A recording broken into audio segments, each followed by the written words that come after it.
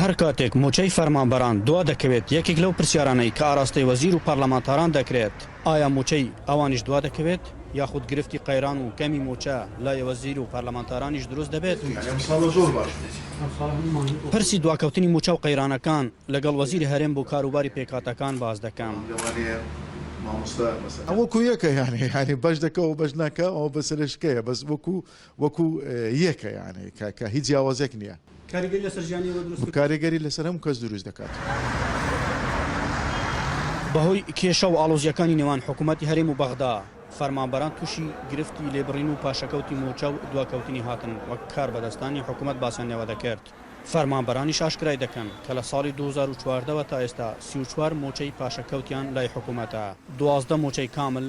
10 مانگ بە لێبڕینەوە. نازانم چی ینی چیە بوو قەیچێکە با پێنجمانێکی ڕێکی لەگەڵ پەرلەمانتارێکی سەربەخۆ لە گرفتی قەیران و موچەی پەرلەمانتاران دەکۆڵمەوە پەرلەمان ئێستا لەم دەقایان ناخێر بەڵام ئێمە ئیلتیزاماتی ترمان لەسرە خەڵکەکەمان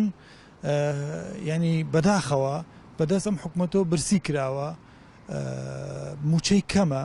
ئەگەر و لە کاتی خۆشیە بدرێت هەر کەمە باشی بژێوەکەی ناکە ئێمەش ئیلتیزاماتمان لەسرە خەڵکی ژوان ڕاهاتەوە کولتورەکە ڕاهاتوە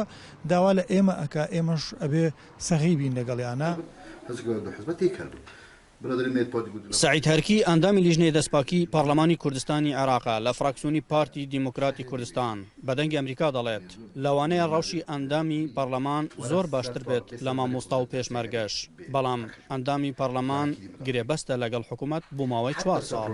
حکومەی ئەم هەربژێ دراوێت خەڵکینە نوێنێت خەڵکینە ڕەنگە کۆمەڵی خەڵکی تەوەقعات لە ئەندام پەرلەمانە هەبن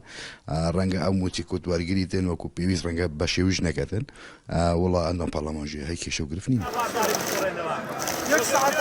ناردنی 400 ملیار دینار لەلایەن دادگای فدرالی عێراقەوە بۆ هەرێمی کوردستان ڕاگیرا موچەی مانگیەکی ئەم ساڵی فەرمانبەرانی هەرێمیش دواکەوت بەڵام چاودێران بە هەدەردانی مڵک و سامانی گشتی بە هۆکاری دواکەوتنی موچەی فەرمانبەران دەزانن و داوای چاکسازی زیاتر دەکەن. ئەحمەد جێباری دەنگی ئەمریکا هەولێر.